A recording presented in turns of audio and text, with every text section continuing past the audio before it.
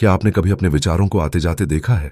क्या आपने कभी ये सोचा है कि जो देख रहा है वही क्या वास्तव में मैं है, या जो देखा जा रहा है वही मैं हूं? अगर नहीं सोचा तो आइए इस यात्रा में उतरते हैं जहां दृष्टा और दृश्य का भेद मिट जाता है। भाग 1। मैं कौन हूं? हम सब अपने बारे में अनेक परिभाषाएं बनाए रखते हैं। मैं एक पुरुष हूं, मैं एक स्त्री हूं, मैं एक पिता हूं, मैं एक माता हूं, मैं दुखी हूं, मैं सफल हूं, मैं असफल हूं। परंतु क्या कभी आपने सोचा कि यह मैं कौन है? क्या यह मैं शरीर है? क्या यह मैं विचारों का संग्रह है, या यह मैं अनुभवों की परतें हैं? यदि आप ध्यान से देखें तो पाएंगे यह मैं एक कल्पना है, एक विचार है, और वही विचार दृष्टा बन जाता है। भाग 2। विचार की प्रकृति। कृष्णमूर्ति कहते हैं, विचार समय का उत्पाद है। विचार अनुभव से जन्म लेता है, और अनुभव स्मृति से, और स्मृति समय से बंधी होती है। इसका अर्थ यह हुआ कि हम जो कुछ भी सोचते हैं, जो कुछ भी अनुभव करते हैं, वह भूतकाल की परछाई है। और जब हम किसी वस्तु को देखते हैं तो हम वस्तु को नहीं, अपने भूतकाल को देख रहे होते हैं। भाग 3। भावना का अवलोकन। मान लीजिए आपको क्रोध आता है तो आप कहते हैं, मुझे गुस्सा आ गया। यहां 2 तत्व हैं, पहला मैं और दूसरा गुस्सा। परंतु जब आप ध्यान से गहराई में जाते हैं तो देखेंगे कि देखने वाला मैं और अनुभव होने वाला क्रोध दोनों एक ही ऊर्जा की परछाई हैं। कृष्णमूर्ति कहते हैं, observer is not separate from the observed. जो देख रहा है वह देखी जाने वाली वस्तु से अलग नहीं है। अब जरा ठहरिए। जब आप कहते हैं मैं गुस्से को देख रहा हूं, तो ऐसा लगता है जैसे मैं और गुस्सा 2 अलग अलग चीजें हैं। पर क्या वास्तव में ऐसा है? थोड़ी देर के लिए बस ध्यान से देखें। क्या गुस्सा कहीं बाहर से आया है? नहीं, वो आपके भीतर से ही उठा है, आपकी स्मृति से, आपके विचार से, आपके मैं से। और जब आप पूरी ईमानदारी से, पूर्ण सजगता से उस क्रोध को देखते हैं, बिना उसे दबाए, बिना उसे मिटाने की कोशिश किए, तब एक आश्चर्यजनक बात घटती है। गुस्से और देखने वाले में कोई भेद नहीं रह जाता। जो गुस्से को देख रहा है वह दरअसल वही चेतना है जिसने गुस्से को जन्म दिया है। और जैसे ही यह गहराई से समझ में आ जाता है कि दृष्टा ही दृश्य है, क्रोध एक क्षण में ही बिना संघर्ष के, बिना दबाव के स्वतः समाप्त हो जाता है। क्यों? क्योंकि अब उसमें कोई द्वंद्व नहीं बचा। भाग 4। ध्यान।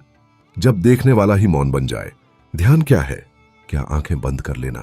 क्या बैठकर सोचना? कृष्णमूर्ति के अनुसार ध्यान तब उत्पन्न होता है जब आप बिना किसी व्याख्या, पहचान या स्मृति के सिर्फ देखते हैं। एक पत्ता देखिए, एक बच्चे की हंसी सुनिए, अपने भीतर उठती हलचल को देखिए, बिना कुछ कहे, बिना कुछ सोचे, सिर्फ देखना।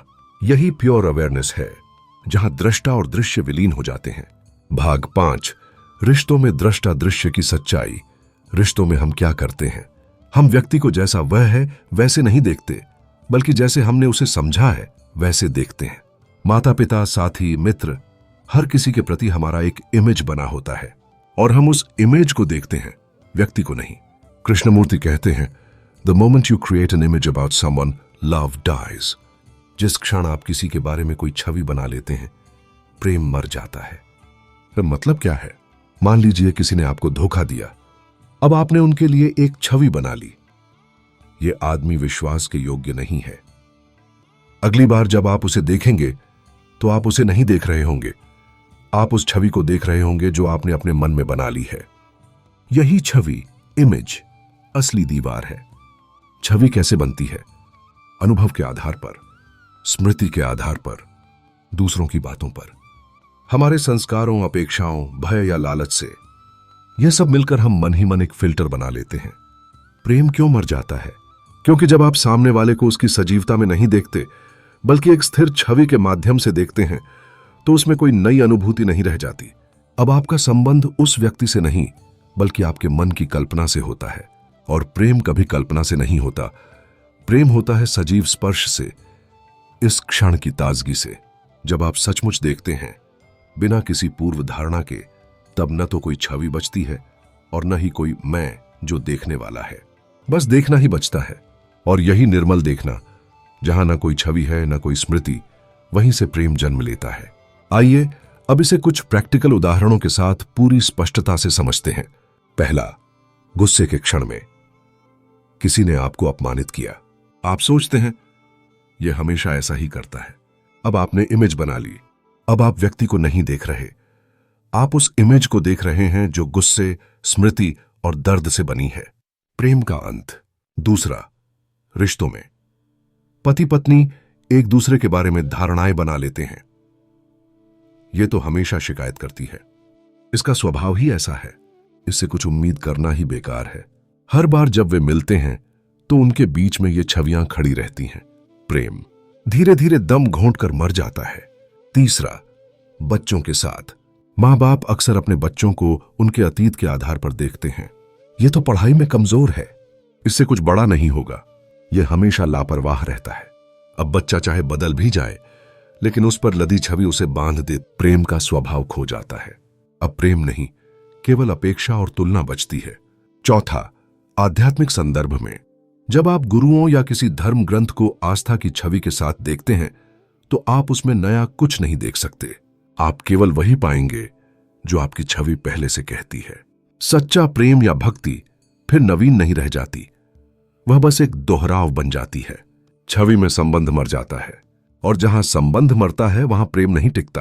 प्रेम ताजा होता है, वह इस क्षण की स्पष्टता से जन्म लेता है, न कि बीते हुए कल की छाया से। जब आप दृष्टा बनकर देखते हैं तो आप केवल अपनी धारणा को देख रहे होते हैं, पर जब दृष्टा ही दृश्य हो जाए तो उस क्षण प्रेम जन्म लेता है। भाग 6, आत्मा और शून्यता। सत्य की अंतिम सीमा।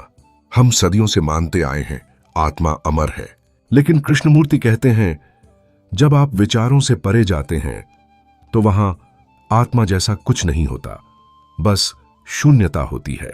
और वही शून्यता, वही मौन परम सत्य है। शून्य कोई खालीपन नहीं है, वह पूर्णता का द्वार है।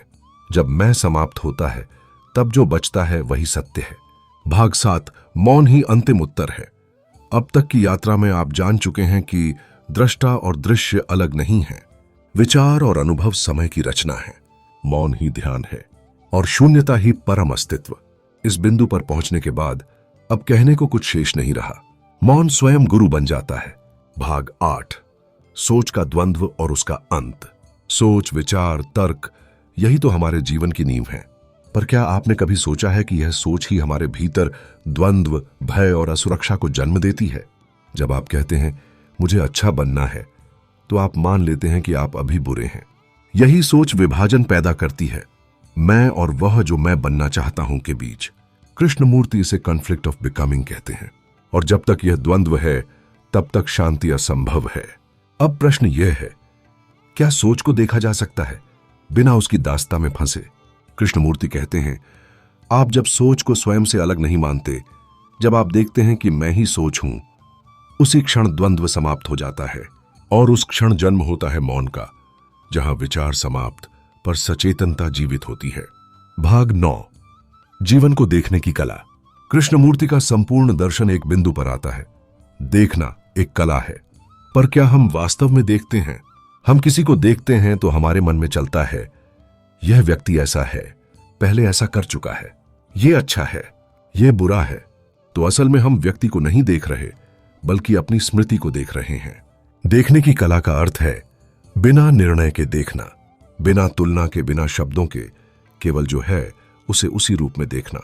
यही साक्षी भाव है, यही शुद्ध दृष्टि है। जब हम जीवन को ऐसे देखते हैं तभी हम अपने भीतर के बंधनों से मुक्त होते हैं। भाग 10, शिक्षण प्रणाली में दृष्टा दृश्य का प्रयोग। कृष्णमूर्ति केवल दार्शनिक नहीं थे, वो एक शिक्षा क्रांति के सूत्रधार थे। उन्होंने ऋषि वैली, ब्रॉकवुड पार्क जैसे विद्यालयों में एक ऐसी प्रणाली विकसित की जहां शिक्षा का उद्देश्य केवल ज्ञान नहीं था, बल्कि स्वयं को देखना सिखाना था। वे कहते थे बच्चा गणित सीखे या न सीखे, लेकिन अगर वह स्वयं को देखना सीख जाए तो यही शिक्षा का उद्देश्य पूर्ण हो जाता है। दृष्टा दृश्य का सिद्धांत बच्चों को अपने विचारों, प्रतिक्रियाओं, डर और इच्छाओं को बिना किसी भय के देखने की स्वतंत्रता देता है। ऐसी शिक्षा उन्हें आत्म जागरूकता की ओर ले जाती है, न कि सिर्फ कैरियर या प्रतियोगिता की ओर। अब एक बड़ा प्रश्न, दृष्टा ही दृश्य है, ये तो दार्शनिक बात हुई, पर इसका उपयोग आधुनिक जीवन में कैसे करें? उत्तर, भावनात्मक नियंत्रण। जब आप किसी से नाराज होते हैं तो रुकिए, गहराई से देखिए, कौन नाराज है?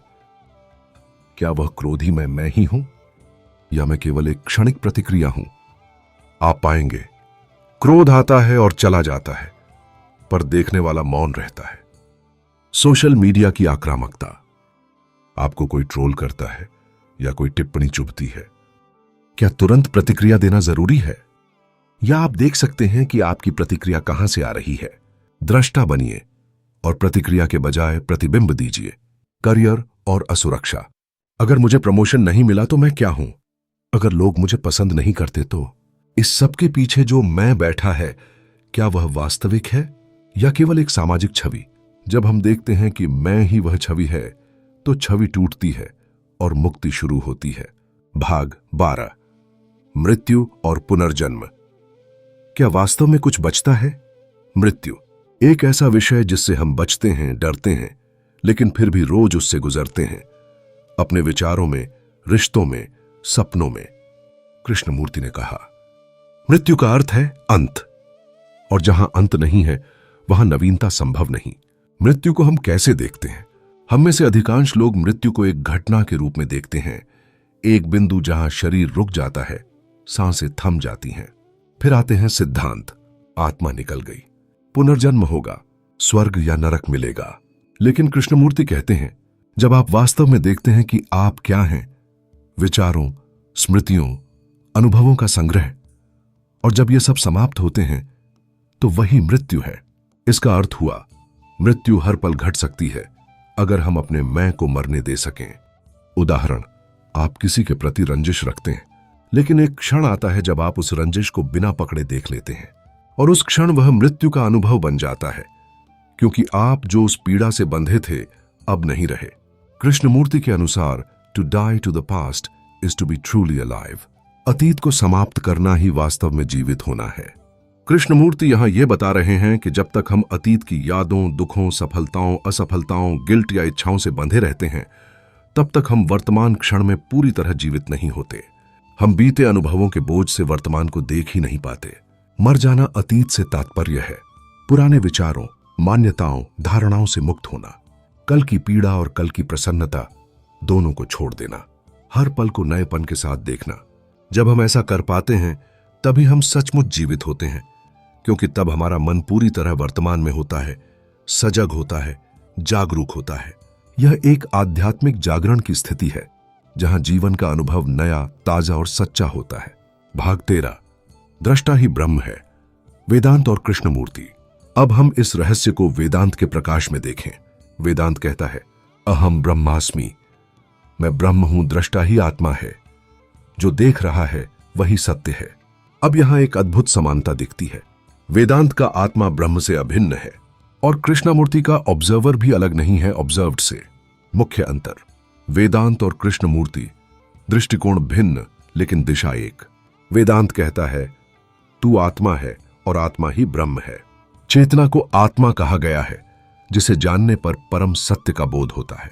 कृष्णमूर्ति कहते हैं, जिस क्षण तू स्वयं को पूर्ण रूप से देखता है, उस क्षण सत्य प्रकट होता है। वे चेतना को कोई नाम नहीं देते, ना आत्मा ना ब्रह्म, केवल देखना, केवल जागरूकता। वेदांत में शास्त्रों और गुरु की भूमिका महत्वपूर्ण है। कृष्णमूर्ति कहते हैं, सत्य किसी अथॉरिटी से नहीं आता, बल्कि तभी आता है जब मन पूर्ण स्वतंत्र हो। फिर भी दोनों की यात्रा एक ही दिशा में बहती है, अपने विचारों, छवियों और मैं की सीमाओं से परे जाना, ताकि मौन घट सके और वही मौन सच्चा गुरु बन सके। भाग 14, ओशो और कृष्णमूर्ति, समानता और मतभेद। ओशो और कृष्णमूर्ति दोनों ने दुनिया को हिला दिया। दोनों ने पारंपरिक धार्मिक ढांचों को तोड़ा। दोनों ने आत्मज्ञान की नई व्याख्याएं दी। समानताएं, दोनों अधिकारहीन थे, किसी शास्त्र, संस्था या धर्म के प्रति बंधन नहीं। दोनों ने कहा, सत्य को शब्दों से नहीं जाना जा सकता। दोनों ने ध्यान को मुख्य साधना बताया। मतभेद, ओशो और कृष्णमूर्ति, दो ध्रुव एक दिशा। जहां ओशो की भाषा में एक काव्यात्मक लय है, एक रहस्य की गूंज है, वहीं कृष्णमूर्ति की वाणी एकदम सटीक, धारदार और स्पष्ट है, ओशो सुनाई देते हैं जैसे किसी संत का संगीत, और कृष्णमूर्ति जैसे किसी मौन ऋषि की निर्विचार दृष्टि। ओशो कहते हैं, प्रेम करो, नृत्य करो, ध्यान करो और वही मोक्ष घटेगा। उनकी साधना में है ध्यान, कुंडलिनी ऊर्जा, प्रेम और समर्पण का संगम।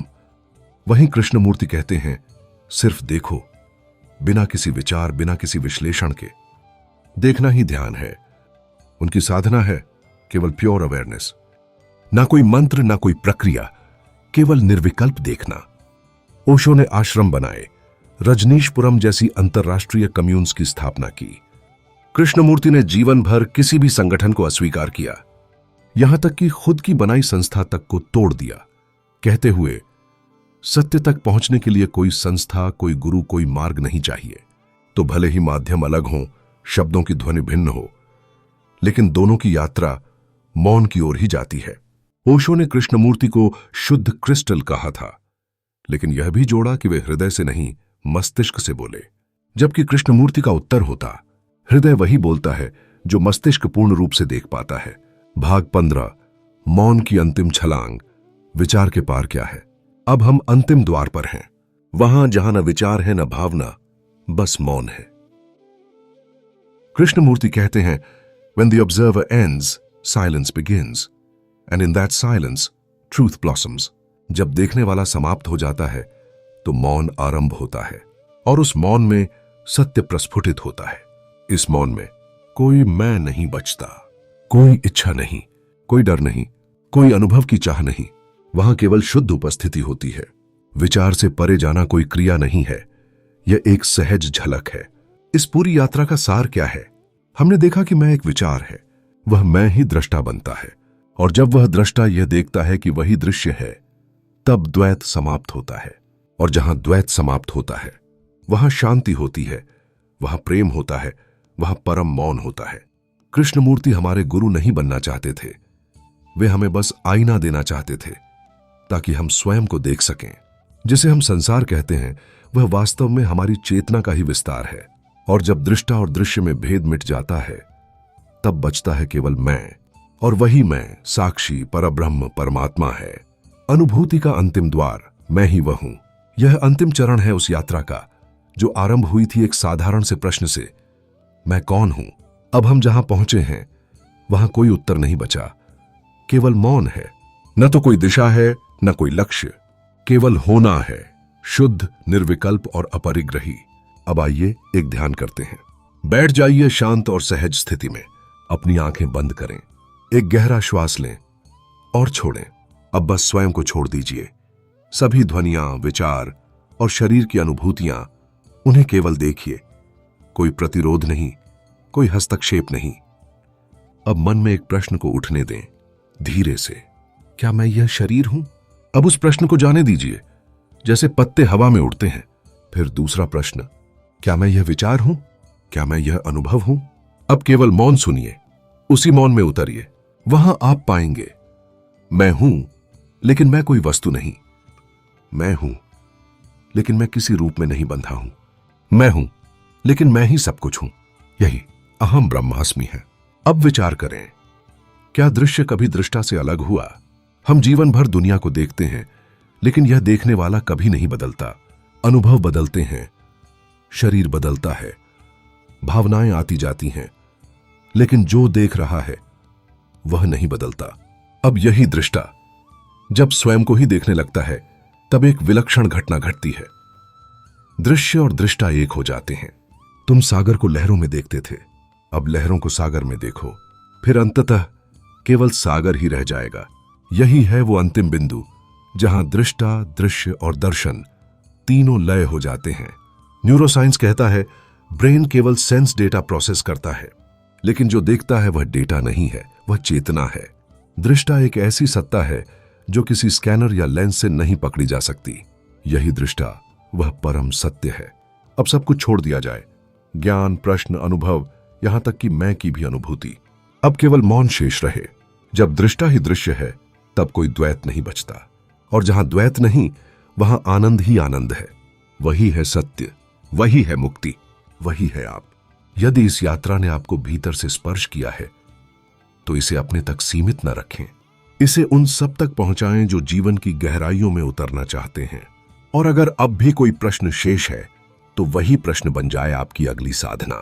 अगले वीडियो में हम फिर मिलेंगे एक और यात्रा में, जिसमें हम जानेंगे जीव, आत्मा, ब्रह्म, माया और प्रकृति का गहन रहस्य वेदांत, सांख्य, योग, न्याय, वैशेषिक, मीमांसा, बौद्ध और जैन दर्शन के आलोक में। हमारे साथ जुड़ें इस चैनल पर और स्वयं में आत्मविस्तार, जहां ज्ञान मौन में विसर्जित होता है।